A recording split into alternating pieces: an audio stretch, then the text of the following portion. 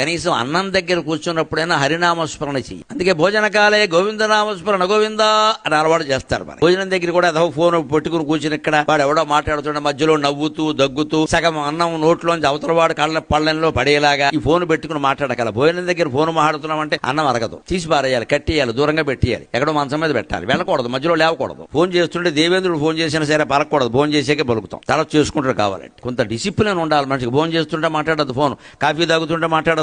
నిద్రపోయే సమయం దానికి కూడా సమయం ఉండాలి. 10ంటికి పడుకోవాలంటే 10ంటికి. లేవడానికి అలారం కాదమ్మా, పడుకోవడానికి కూడా అలారం ఉండాలి. అప్పుడే బాగుంటుంది జీవితం. లేవడానికి కాదు, పడుకోవడానికి కూడా అలారం ఉండాలి. 10ంటికి పడుకోవాలంటే 9:10కి దాని ఏర్పాట్లు చేసుకోవాలి. పడుకునే ముందు కొన్ని ఉంటాయి కదా, ఏవో సర్దుకోవడాలు సర్ది అలా కూర్చుని ఫోన్లన్నీ మాట్లాడాక 10:30కి లేచి 11ంటికి పడుకుని నిద్ర పట్టక పొద్దున్న లేవడం మానేసి 7ంటికి లేచి సంధ్యావందనం సహా పూజ సహా దీపం సహా సమస్తం మానేస్తే జీవితం ఎందుకు బాగుంటుందండి? ఏ నియమం లేదు, నిష్ట లేదు. నియమం లేని వాడికి నిష్ట ఉంటుందా? నిష్ట కావాలంటే నియమం ఉండాలి.